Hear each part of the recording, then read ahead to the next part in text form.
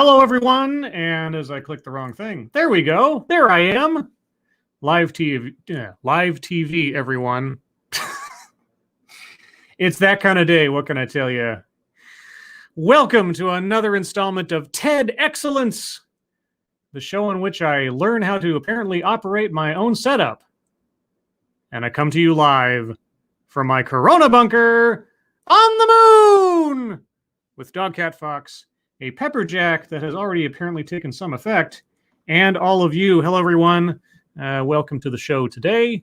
Apologies for the odd timing and everything else. Previous scheduling with Kurt didn't hash out today. We'll hopefully reschedule for another day, so apologies for that. But hey, life happens sometimes, and you just have to have the show go on. So the episode I was going to do with Kurt will be put on hold until I can get in touch with him again. And then as a backup, well, we have this little gem. Something about calling people names, I think. That's my assumption based on the title. Sticks and stones and words can hurt you. The Nocebo effect. Now, what is the Nocebo effect? Well, I did do a little bit of research before this one. And that's effectively like when my phone beeps at me because it's going to do that. It's my sister. What does my sister have to say? Oh, okay. Family stuff. Anyway, I should... You know what, guys? Today is the Perils of Live TV Day. That's what today is. Where, real life and circumstances and things you can't count on happening or not happening just kind of all hit you at once. Anyway, the nocebo effect. Effectively, if I tell you that you're a terrible person, you internalize that, and then it becomes true. Sort of like a self-fulfilling prophecy after a fashion. That's what that is. So, is there some point, then, to what our speaker has to say today? Is there something we'll learn and actually gain from this? I have no idea, but I'm dying to find out. And who's here to die to find out with me? Boy, that didn't sound right, did it? Somnambulation, hello. Dina B, hello. Anthony Porter, hello. John Miller, hello. Wade Willison, hello. Jaeger Pony, hello. Keeverdam, hello. Crimson Tiger, hello. Zero the Hero, 909, hello. Emperor W.R. Costin, hello. Megan Ring, hello. Black Belt for Christ, hello. Havoc Vladimirovich Stalinov, hello. Lycan King 018, hello. Begrit, hello. That one-ton hammer. The one-ton hammer. There's only him. Mike Savage. Blarg. Chris O, hello. Spittlebuggies, hello. John Stoffel, hello. That one servant of Satania, hello. Leo Prime 75, hello. This is Kyle, thank you so much. Hello, chat people and scribbles. Hello, Kyle. Brittany Holland, hello. Frosted Glass, hello. Monsent, hello. No Kurt. Kurt asks Monsent. Nope, no Kurt on this one. Hopefully reschedule. I'm hoping next week. We'll see. Just stay tuned, guys. Apologies for that. John Smith, Sprint Cars Rule, hello. And Lexi Mads, hello. Eric Alt, hello. St. Michael, hello. Let's see. Keenan, hello. Oh my gosh. And then chat jump because, of course, it is Gulf City Peterbilt Confederacy 379. Hello. ERA US Now. Hello. Slovenly Gulf City. Hello. Check Your Logic. Hello. Grizzle McThornbody. Hello. Hello, everyone. All right. So if I missed a couple of hellos, I do apologize. But hey, I appreciate that you're all here regardless, especially on short notice. Thank you, Okie Native. What happens if we get a 10x bingo? If we fill out the card, I don't know. I suppose it's like one of those questions, like what's at the center of a black hole? What exactly happens when matter and antimatter meet? We'll find out together that day, I suppose. I'll try to mark it somehow on my channel. I'll have to name it like, the ultimate TEDXcellence or something. Never matched until the next one, right? But all that being said, guys, I'll start off with a couple of seconds for a sound test. Have my pepper jack ready. Also, be sure to have your bingo card ready. Link to the bingo card is in the description. I mean, you never know. The record right now is 9 bingos. Can we exceed that? Well, we can only do so by 1. And if we do, we might have to create a bigger bingo card. I don't know. We'll see what happens. Thank you, John Miller. Joke's on him. I know I'm a terrible person. Weeps quietly. Jokes aside, why does this keep happening? Too many thick-skinned people, I guess. What? Joke's on it. Maybe I'm missing context there. I'm probably missing context. If you explain it, I'll explain it on the air. Era used to describe like the max bingo is 12, not 10. Oh. Well, but if we fill out all the squares, we get all the bingos. So, yeah. Okay. Anyway, because we were only one square off last time, so I think the default is if you fill up the card, you get all the bingos. All right. Moving on. Here we go. When I was in high school, I was a bit clumsy because I grew too fast. Oh, when you were in high school, you were a bit clumsy because you grew too fast. Oh, is that like a humble brag? Okay, you were clumsy and awkward in high school. None of us have had that experience, of course. You guys all hear that? Let me know. Brad Young, damn, power went out. What did I miss? Not much. We just started. Sounds uber swell, says some nation. Thank you. Okay, Native, thanks so much. I agree. Escorts and blow extravaganza party. That would be something, wouldn't it? Escorts and blow. I'm going to start my own Las Vegas with hookers and blackjack. What? So when I tried out for the basketball team, Uh-huh. I missed a really easy shot. The basketball coach said, I can't teach you to play ball. You're too clumsy. You're too goofy. And this followed you your entire life then? So I focused on studying. Uh-huh. I studied really hard and ended up skipping a year of high school to get into university. Wow. Where my plan was to keep on studying really hard. Wow. But then one day, in the first week of university, I was wandering around a little bit lost. Okay, well, first off, going to the bingo card, that effectively counts as a childhood anecdote. So circling free space, circling childhood or family anecdote. Also, due to request, just for reference, you won't see it until the end of the show, I've changed the color of the circles for the bingo card on this occasion to purple instead of green, so it might be more visible to those who are actually colorblind. Not the principle, the actual condition, as was requested. So there you go. Looking at my campus map, when a really tall guy stopped me and said, I want you to try out for the rowing team. I said, rowing? I've never even seen a boat. Rowing? I've never even seen a boat. All right. I'm circling anecdote that probably never happened because I'm going to give this guy the credit that in the course of his life from birth up until college, he had, in fact, seen a boat. Just in passing, somewhere, somehow. Yeah. And in any case, I'm a little bit clumsy. He smiled and said, don't worry. I had never rowed before I went to university either, but we trained really hard and we ended up winning a national championship. And I went on to compete internationally. I'm building a team here that can do the same thing if you train really hard, and I want you to be part of it. Just out of the blue. Because you were tall? I have no idea what the prerequisites for being on the rowing team are. Is height? I mean, I'm sure height has a factor to it, but anyway, I already marked this anecdote as probably didn't happen. At least not the way that he's saying it is, so that's fine. So I forgot about studying. You forgot about studying. You are a very fickle student, aren't you? And focused on rowing. Within a few years, we also won a national championship.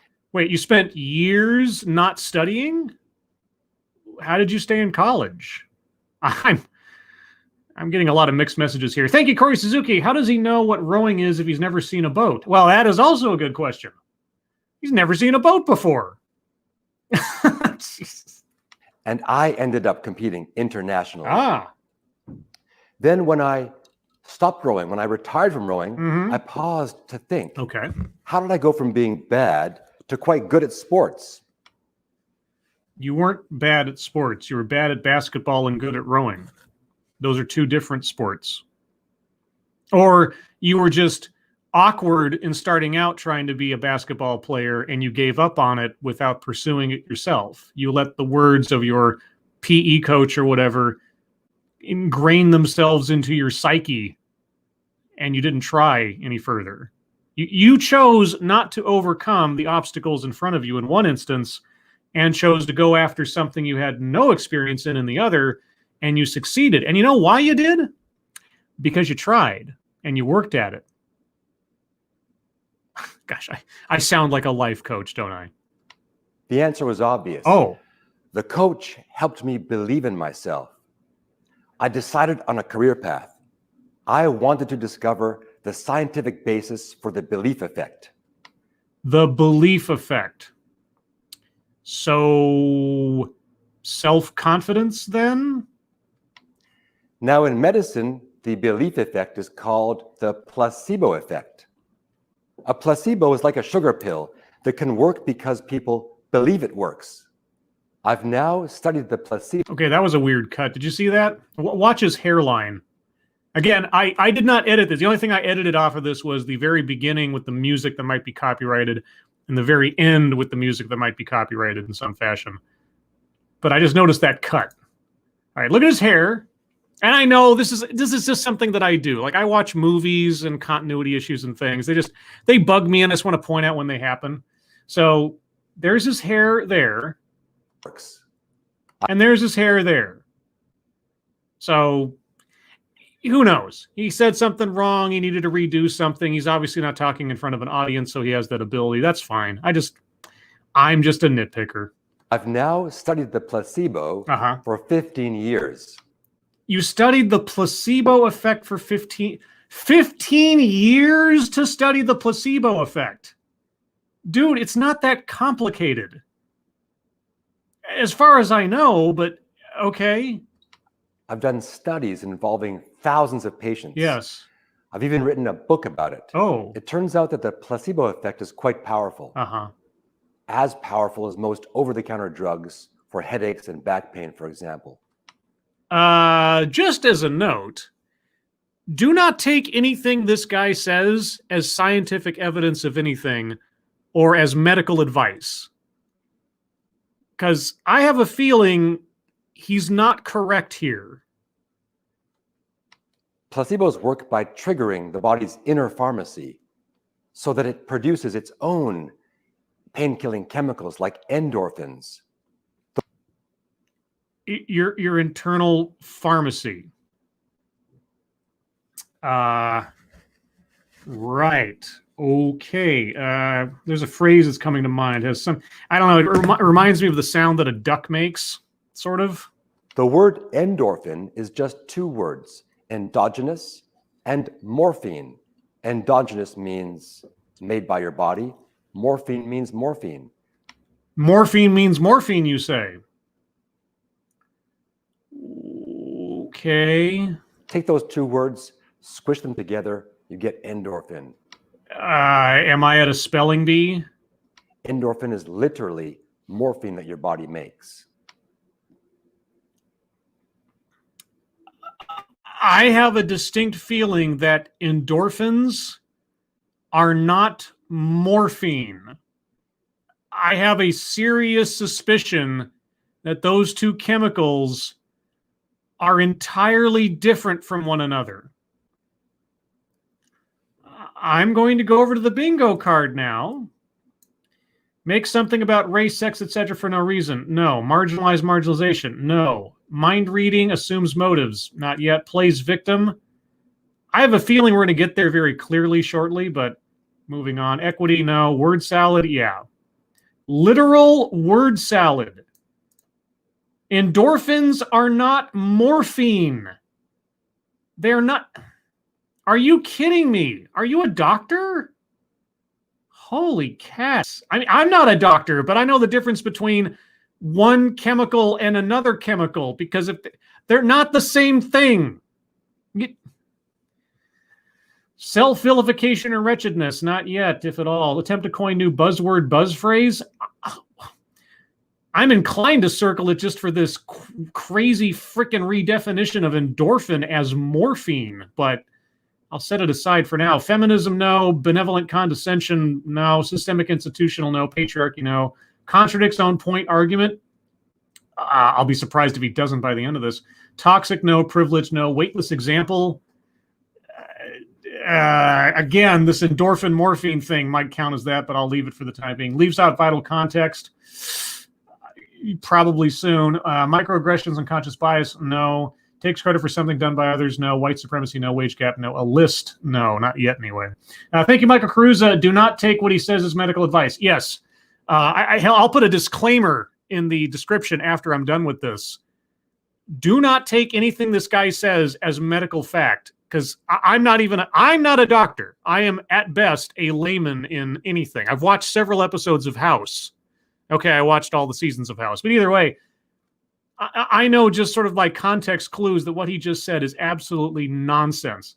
Thank you, Gamer Valine. Incorrect. Adrenaline is closer to morphine / local anesthetic. What is his degree? I don't know. I do not know. And honestly, I kind of wish we still had the square on the card that says does not belong in profession, because I think I'd be circling that one about 10 times. But in my studies of placebos, I came across the curious case of Mr. A. Mr. A? That's a very interesting photo you're using. Sorry, I cut him off. I'll back up. The curious case of Mr. A. True story. Mr. A was a 26-year-old man who was in a clinical trial of a new antidepressant medication. Okay, clinical trial of an antidepressant medication. Let me guess. He was provided the placebo, the sugar pill, and he got happier as a result. Magic. And I'm sure that happens for everyone who has mental illness or anxiety or depression, and they just need to be told that they have a cure, and then they don't actually need any kind of medication, right? He had received a prescription bottle the day before, and that morning had impulsively taken all his pills, all 29 of them. Mr. A is either mentally infirm or suicidal. He immediately felt he'd made a mistake, so asked his neighbor to drive him to the hospital.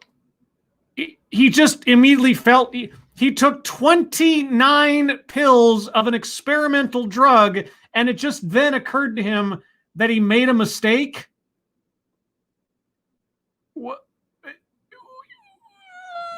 What? He was fearful he would die of an overdose. Well, I mean, or something, sure. He feared he made a mistake. I mean, after pill number 4, maybe you think you're making a mistake. Or did he just like swallow the whole bottle in one gulp? What? When he got to the hospital, he said, "Help me. I've taken all my pills," and then collapsed.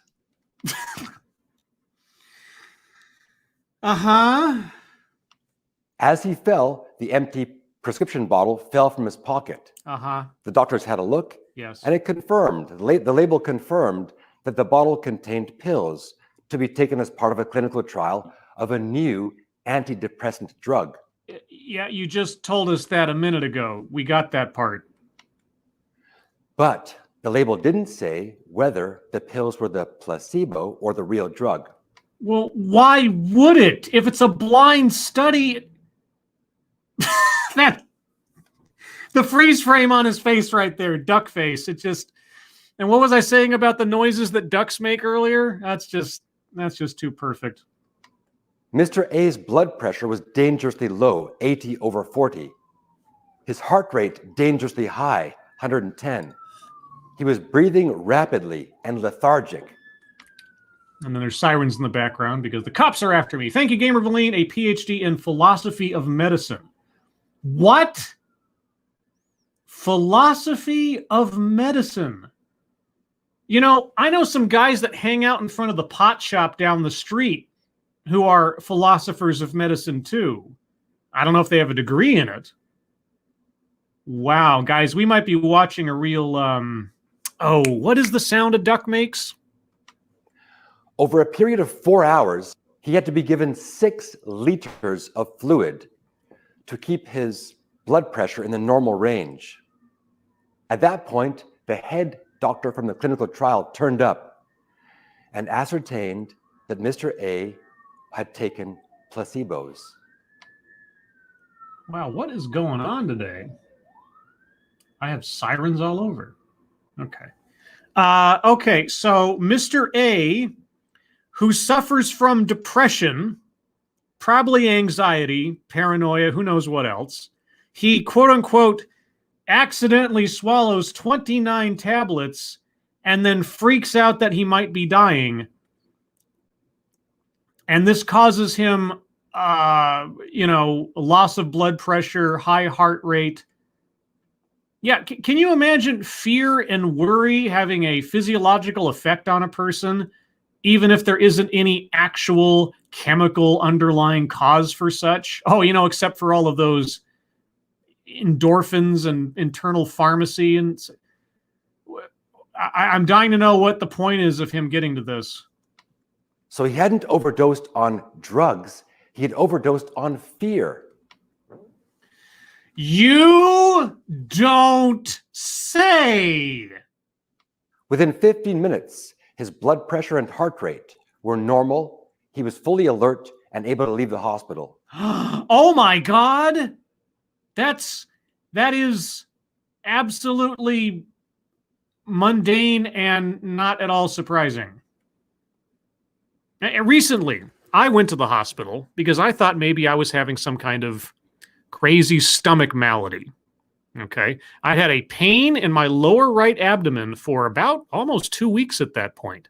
And it didn't get any worse per se. It didn't get like debilitating, but it was just there. And I woke up one morning and it was more pronounced than it had been. And I got worried and I didn't know what was going on. So I went to the hospital and emergency room, and I'm in there and I described that I had this pain for 2 weeks. It's down in that area where like appendicitis happened. I don't know what's going on. And I'd been freaking out about it for 2 weeks. Right. And I'm in lockdown. I can't go anywhere. Medical issues are all in my head. And I'm like, oh, geez, do I have appendicitis? Do I have stomach cancer and so on? Some of you have heard this story. And so I'm sitting in the hospital bed with the gown on, and I'm waiting for them to do the tests. And then I go in and I get an MRI or whatever around my stomach. And it's going to take an hour for them to get the test results back. And I'm sitting in the bed and I'm freaking out. I'm freaking out. Gosh, and I'm stressed out. I feel terrible. I feel like I'm sick. I don't know what's going to happen. The doctor walks in. He says, well, nothing on the scans. There's no appendicitis. There's no tumors, no blockages, nothing out of the ordinary. We can't tell you what it is, but it's not anything that is of, grave concern. And almost like a veil, it just lifted off of me. The stress, the fear. I had it confirmed by science and scans that, I didn't have something terrible going on. I didn't have like a twist in my intestine or something. No surgery was required. Whatever it was, maybe it was a sore muscle. Maybe I pulled something. Maybe it was something else. Who knows? But it wasn't anything life-threatening. And all of a sudden I felt better. Oh my gosh. Worries and fears dispelled by empirical evidence, and all of a sudden, I don't feel as bad as I did before. What witchcraft is this? Thank you, Johnny Hellcat. You mean I'm not supposed to swallow arsenic? Whoops. Let me take 29 pills of a mystery drug. Oops, I made a mistake. Okay, doctor of philosophical medicine, tell me more about the only thing we have to fear is fear itself. So it wasn't the drugs that caused him to have this physical reaction. It was fear, expecting something bad to happen. Well, tell me more. Now, the negative effect of expecting something bad to happen is called the nocebo effect. Oh. The nocebo effect is like the placebo's naughty cousin. What? Okay, I didn't insert this.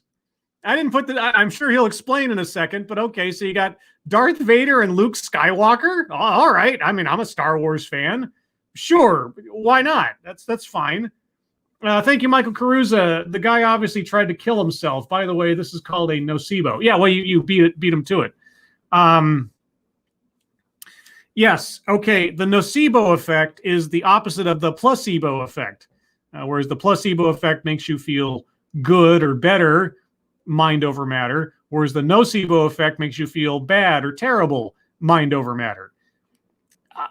I'll admit, prior to this, I did not know the name of the placebo effect's opposite number, but now that I do, it changes nothing about my understanding of worry, paranoia, and anxiety as an effect on the body. You know why that is? Because I've suffered from anxiety most of my adult life. So I don't need that proven to me. Now, admittedly, maybe there are people out there that have no experience with paranoia or anxiety or worry or fear. That last one's probably right up there with never seeing a boat before, but okay, now I know the name of the thing that does the opposite of placebo. I am edified, if the title of the thing didn't already tell me. Thank you, Frosted Glass, the naughty cousin who has seen a boat before. Yeah, I know, right? Now, I would believe that Luke Skywalker has never seen a boat before. He grew up on a desert planet.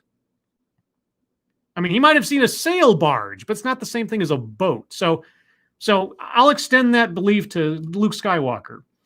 Anakin, however, he'd traveled the world enough and he'd been on a boat before. Whereas the placebo effect is the positive effect of anticipating something good. Yes, we know. The nocebo effect is the negative effect of anticipating something bad. Yeah, we got that. Thank you so much. It turns out the nocebo effect is widespread. Oh my God, are you telling me that fear is pervasive among human beings? Worry, concern, anxiety, stress? Wow. Together with some amazing colleagues, I did a mega study. A mega study? Is that like Mega City 1? Involving over 250,000 people like Mr. A, who swallowed 29 pills of an experimental antidepressant drug and thought it was a mistake? But all taken placebos, like sugar pills, in clinical trials. Uh-huh. Now, in clinical trials, people don't know whether they got the real drug or the placebo. You don't say. It turns out that half of these people got at least one negative side effect, like insomnia, anxiety, depression, pain. From the placebo? 1 in 20 of them, so 5%, had such bad negative side effects that they had to drop out of the trial. Wait, bad negative side effects? Does that mean they were good side effects? I'm being an English major here and not a medicine philosopher with the double negative, but my apologies. Let me back up a bit. I did cut them off. All right. Negative side effects. Yes. That they had to drop out of the trial altogether.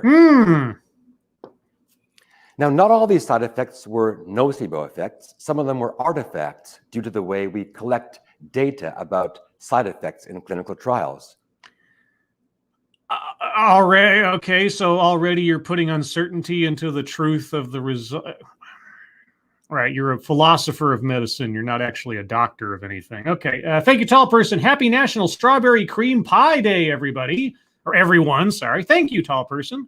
You know, it's also National Sons Day, as in, you know, the male children that people have. I found that out today, too. Because I guess yesterday was National Daughters Day, or the day before, something like that. Thank you, Johnny Stoffel. I work with muscle tissue, a licensed masseur, and I can tell you that painful knots can form from emotional issues and can release along with same. Yes, strangely enough, fear, anxiety, stress can cause physical results that are not the result of some outside influence, but from mind and stress and other drugs released by the brain and so on. Ulcers, for example, are a physical manifestation oftentimes of stress or some other kind of problem going on. Not always, you know, caused mentally or emotionally, but often can be. Okay, tell me more about the placebo, nocebo in your test results of things that are uncertain. But we did some deeper analyses, and many of them were real nocebo effects. Oh, okay. Like self-fulfilling prophecies. Here's how it happens. In a clinical trial, people are forced to read about, to learn about everything bad that might happen to them. Uh-huh. Now, in routine daily life, we ignore the small print if we buy something we think is safe, which is usually safe, like paracetamol. But if you do read the small print, What? here's what might happen to you. Okay. Allergic reactions, mouth ulcers, difficulty breathing. And if that's not enough to scare you, it can also cause unexplained bleeding and hepatitis. Yeah. So I just wrap my mind around this. A lot of those Surgeon General warnings things are because at some point in history, someone reported having a side effect of that drug in some way. And to try to avoid legal liability, they have to put down every possible outcome of taking the medication just in case something happens. That's why you see on those television ads for drugs these days, they list off, drug X may cause blackouts, death, eye melty, face droopage. I mean, it sounds like you're going to be taking the most dire of poisons, but it's just because they have to cover their bases. Anyway, holy cow! Thank you, Gino Marino. Keep it going strong, Scribe. You continue to keep me busy while stuck in bed. Gino, that is very generous of you. Thank you so much, everyone. Send good vibes to Gino, because good vibes, as we know, and I'm sure our speaker would agree, is good medicine. Send good vibes to Gino. Gino was recently in a motorcycle accident and is laid up in bed for at least another 6 months or something, 5 months or whatever, to try to heal up. I'm just glad that he's in a position where he can heal. And also, the person who hit him on his motorcycle had all his premiums paid up. So good for that. But Gino, thank you so much. Rest up, feel better. I hope this helps. Don't take this guy's medical advice, although do have good thoughts, because there is something to be said about having good thoughts, placebo effect, etc. So think positively. It'll help out in the long run. Okay, tell me again about how this drug that you pulled out of your pocket might cause something, and that's something to be scared about. So don't take the drug, or what? So we ignore this stuff. It doesn't affect us. But if you're force-fed it, it can actually cause these bad things to happen. Wait. If I'm force-fed the drug you just mentioned, it will cause me to get hepatitis? What? Brain scan studies are telling us more and more about how it happens. Basically, when you're scared something bad might happen, the fight or flight response in your body gets activated. Yeah. Starting in your brain, the fight or flight response does all kinds of things to our brains and bodies, like making it easier to transmit pain messages from the body to the brain. Yeah, it's lizard brain sort of base survival mechanisms is something wrong.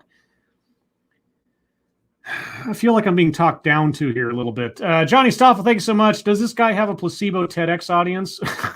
Well, his placebo is he doesn't actually have to talk in front of real people because he's in an empty room right now. But I guess we are the recipients of his medical wisdom. Or it makes it easy to trick the brain, whereby normal sensations somewhere in the body get misinterpreted as pain or nausea, for example. Uh-huh. This got me wondering, why were we designed, or why were we like this? Why were we so easily harmed by what amounts to words? It's not words. It's threat. It's artifacts of threat. What? Or danger. Let me put it that way. Danger. Okay. Now, our sense of what constitutes danger has evolved along with the rest of us since we were, in the African savannah. But a threat is a threat, either to our ego, our psychology, our sense of well-being, and so on. That's what causes that. If there's a predator stalking me, my alertness goes up. My sense of hearing becomes more acute in that fear reflex because I'm seeking out the threat. And as we've evolved as creatures and societally over time, again, what constitutes a threat to ourselves intellectually is as important sometimes as something that's physically a threat.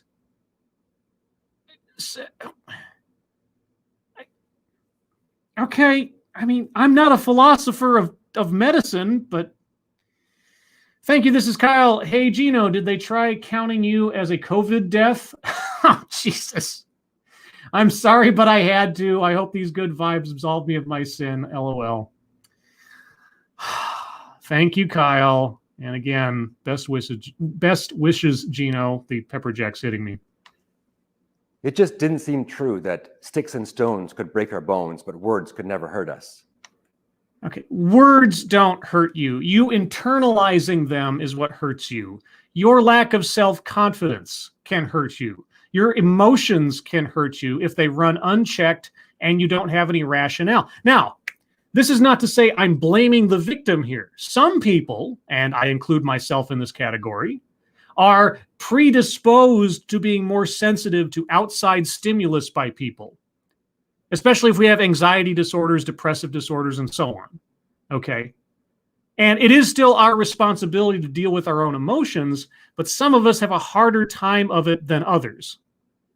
You know, it's easier for some people to shrug off a nasty comment than it is for others. So I don't hold people 100% accountable necessarily for what damage may be caused by their internalizing bad events or sideways words said to them. Okay. Because some people don't have any control over it or have very little control over it. Okay. But ultimately, it is up to you. And if you have an anxiety disorder, if you have a stress disorder or a depressive disorder, you need to seek some kind of help. You know. But I'm not a philosopher of medicine, so I wouldn't know exactly what help to prescribe. And certainly our speaker doesn't either.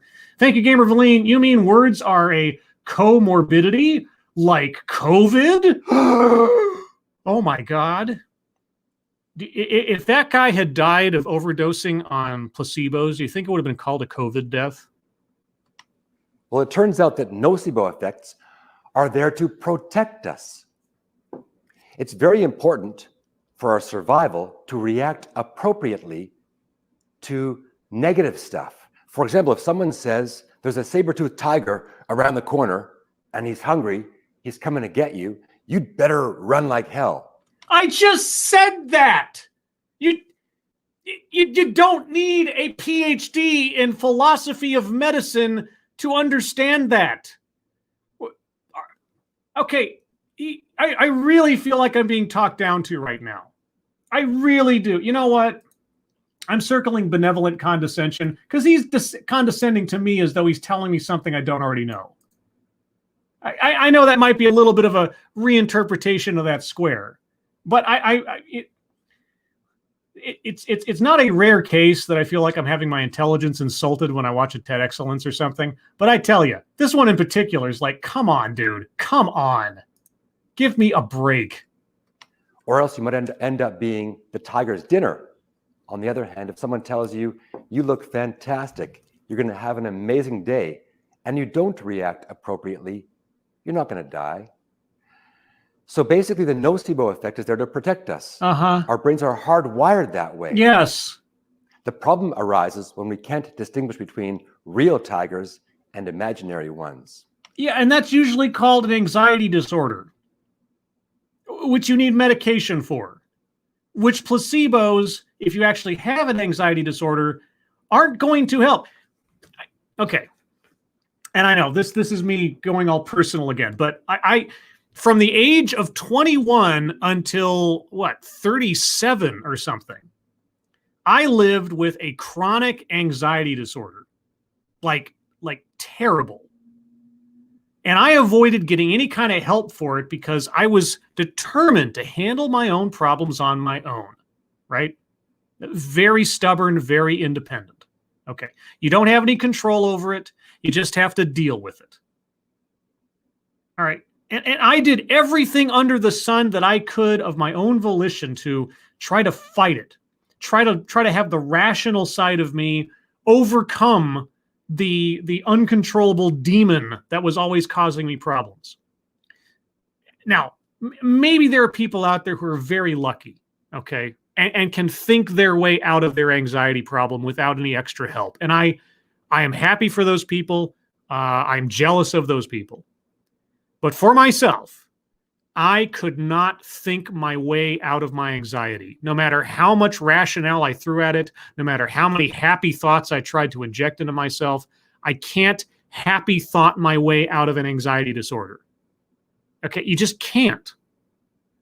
And there are people out there that have never had to deal with anxiety, who don't understand what it means to have to fight that every day.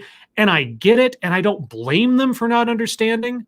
You know, like if they've never seen a boat before, do they have any concept of rowing? I can't blame them for that. But anyway, you can't happy thought your way out of it. You can't placebo your way out of an anxiety disorder. I really hope that's not what he's suggesting here. I really, really hope, because that would be bad medicine. As you may have gathered, my research has always been personal. Because your PE teacher told you sucked at basketball? So this got me wondering, how can we apply this knowledge of nocebos to help us? Well, it turns out it's important to do this because we have thousands and thousands of thoughts every day. No one knows the exact number, but it's many thousands of thoughts.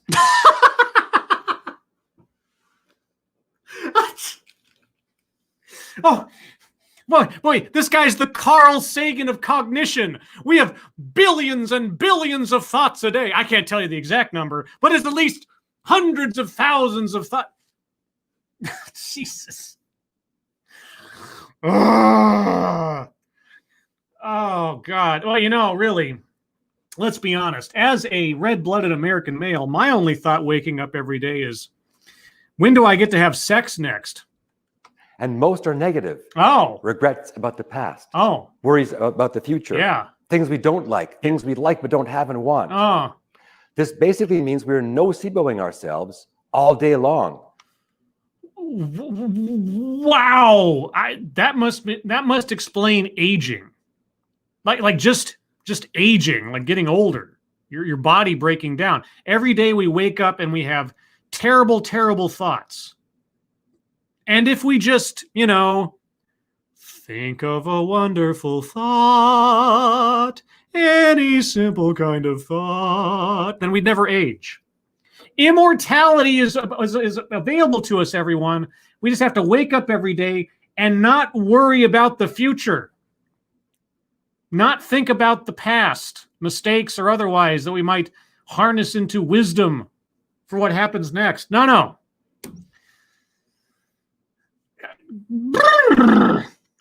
What's even worse, when we're in this negative state, we are more likely to express it to others. Oh, really? To be like that grumpy basketball coach who said, I knew it. I knew it would come back around to the basketball coach. This guy has got some vindictive, pent up, oh my God, he's got some unresolved issues about this basketball coach.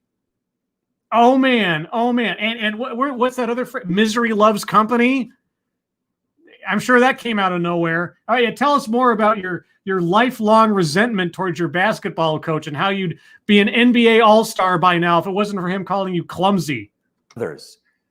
To be like that grumpy basketball coach who said I was too clumsy to play basketball. Jesus.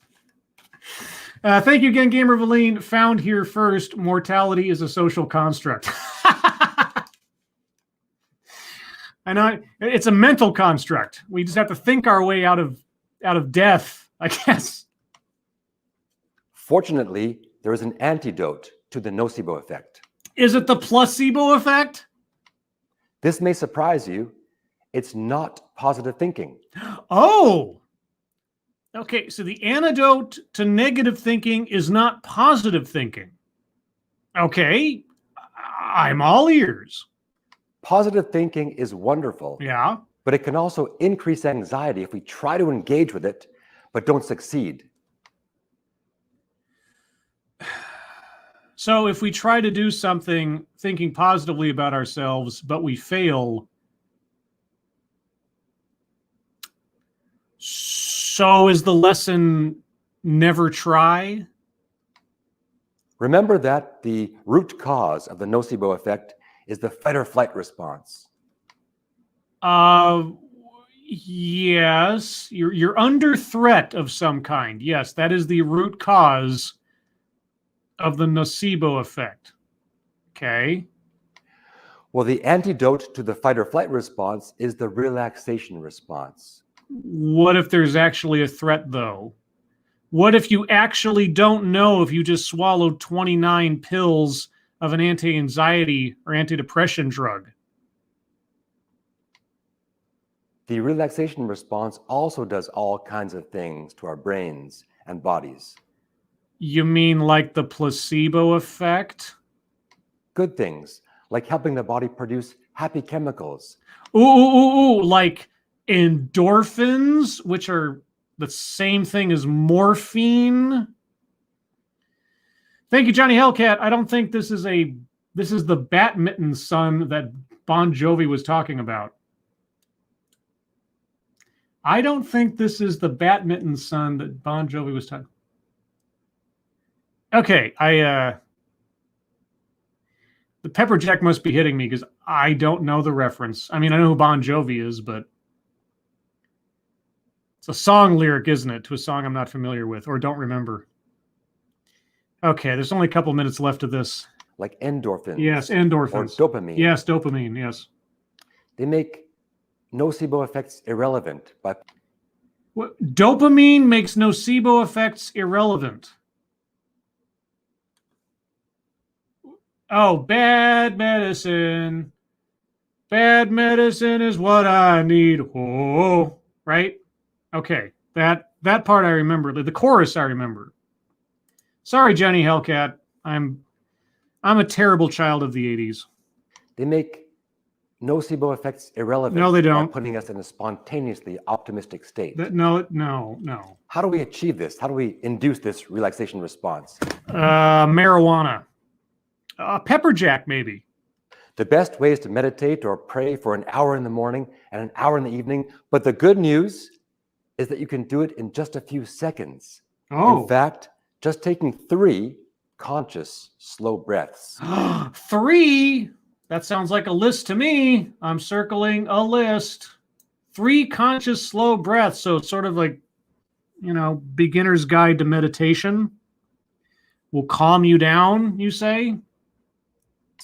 Is enough. Oh, okay. Shall we do it together? Oh, sure. So I'll ask you to breathe in as my hand comes up for about 3 seconds, and then exhale for about 6 or 7 seconds as my hand goes down. Preferably breathe in and breathe out through your nose. Oh.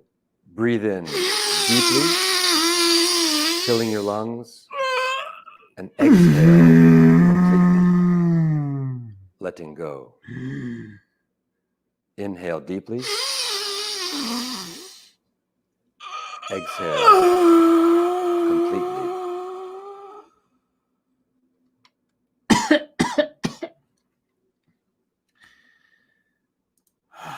Thank you, Gamer Valine. Too simple, Scribe. The key to combating nocebo is not thinking like this idiot. Oh, that explains Antifa. They read this cultist creed.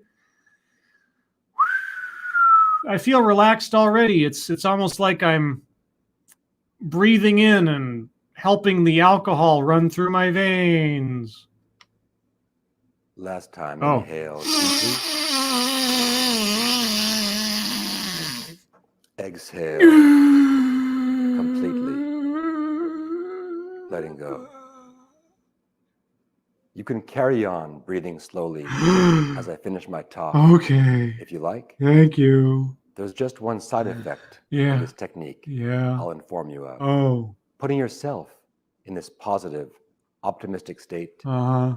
will end up sending ripples of Oh. optimism Oh. and positivity Oh. to those around you, Oh. literally Oh. making the world a better place. Oh. Thank you. Do you feel it, guys? Can you feel it? Can you feel the positivity rippling out from me? Arrgh! I'm going all Alex Jones on positivity. Arrgh! Jesus. I mean, I have heard some quacks on here before. I really have, but this guy might take the cake. Okay, going back to the bingo card for a second before I completely pass out from hyperventilation. Make something about race, sex, etc. for no reason. Nope, he never did. Marginalize marginalization. Nope, never went to. Mind reading assumes motives. There was some mind reading in there. Because we weren't talking about medicine, we're talking about psychic powers. So I'm circling that one. Plays victim. Yeah, poor him and his mean old PE teacher. Poor guy. Equity, no. Self-vilification or wretchedness. You could stretch. I'm not going to, but you could stretch and say that, he was pitying himself for not pursuing basketball because that one guy said something bad one time. But attempt to coin new buzzword, buzz phrase. Okay, the nocebo effect is not something that he invented, so I can't give that to him. I wouldn't want to credit him with the creation or discovery of that phrase because that'd be giving him too much credit. So if you need an argument to the contrary, that's it. Thank you, Corey Suzuki. Also, I am allergic to morphine. If all my endorphins were that, I'd be dead. Well, you're not dead. So are you saying our speaker was wrong? Corey, come on. I mean, what do you know about medicine, Corey? What do you know about the healthcare system, Corey? And for those of you that have no idea what I'm talking about, you should go check out my playlist called Familiar with the Matter and look up the episode that says, I survived brain cancer. Just take a look at that one. It's a great little show. Systemic institutional. No, you never went there. Patriarchy. No. Contradicts own point or argument. As much nonsense as he put out there, I'm circling that one just on principle because the morphine thing, the endorphin morphine thing, whatever. Toxic. No. Privilege. No. Weightless example. His whole thing was a weightless example.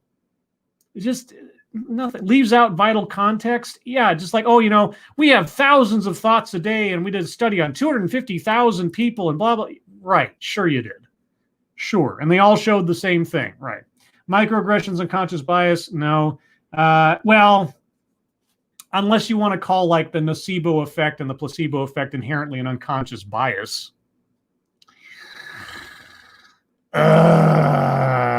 Sure. I'll do that. I'll be generous because I don't think it's going to actually affect a bingo.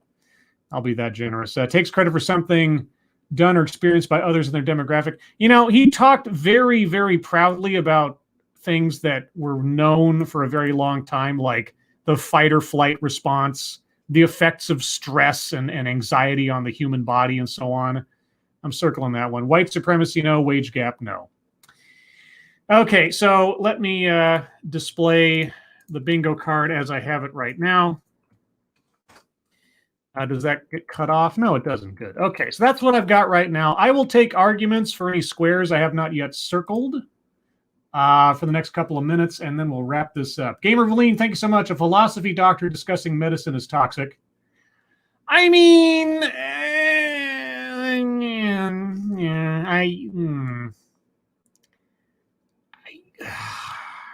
I don't know if I want to take that. Might be a bridge too far. And I understand even if I circle toxic, we're not going to get a bingo out of it, so it's not exactly a deal breaker. But like I say, the sanctity of the bingo card has blocked me from circling that. But I appreciate the thought, Gamer Valine. That one started to say a scribe light. He didn't invent the nocebo effect, but he redefined it, though I can't tell if he misunderstood it or did that on purpose. He defined it correctly, but he extrapolated from it a whole bunch of stuff that may indeed be true, but I don't know what his point was. Like, did he make an argument like don't call people bad names? Because the whole thing was sticks and stones. It's like he didn't focus on like the effects of people telling him bad things. The only example that he brought up in that regard was his coach telling him that he couldn't play basketball. So he didn't even address in any meaningful way the topic of his conversation. Just, I don't know. Frosted Glass Scribe, like Ewoks plus morphine equals endorphins. Oh, God. Jeez. Cryptic, is that you? ERAS now, Scribe Light, this idiot saying endorphins are the same as morphine is toxic. Some emulation. Scarlet, does the belief effect count as a buzz phrase? The belief effect? Okay, and Bukiver Dam and some ambulation state. And Lexi Mez did. Okay, all right. I'll give you that. He did kind of coin that for himself, didn't he? Okay, I'll circle that one. You got me on that one. All right. Toxic. Misidentifying or like miscomparing. I'm sure there's a better word for that, but anyway, or badly associating two different drugs with one another. I mean, that's bad medicine. Does that make toxic? I mean, he didn't prescribe people to take morphine because it's just like I don't know. Zan Wild, etymology of endorphins is correct. Well, I mean, no, I agree with the etymology. That's not what we're talking about here. He stated that endorphins are the body's morphine, that they're functionally the same. It's like, that's not true unless you're being exceedingly abstract. Let's see, Gamer Lane. He was talking about an OD as if it were mind over matter. That's literally toxic, not the SJW bullshit we normally hear. Big Assassinati, and he still doesn't play basketball, Scribe Light. Yeah, well, I mean, he was scarred for life on the basketball front. Johnny Stoffel, toxic means he's calling something toxic, not being toxic. Yeah, see, now Johnny's got it. I mean, for all intents and purposes, he would have had to have classified something that was toxic.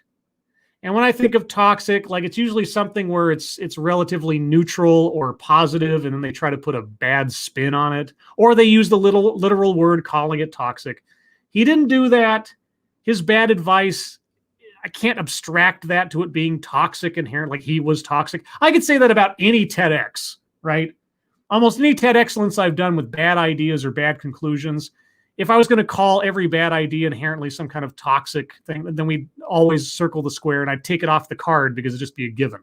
So not to sound too strict, but I'm not going to go to, even though it wouldn't affect a bingo, it's not the point. It's the sanctity of the card, guys.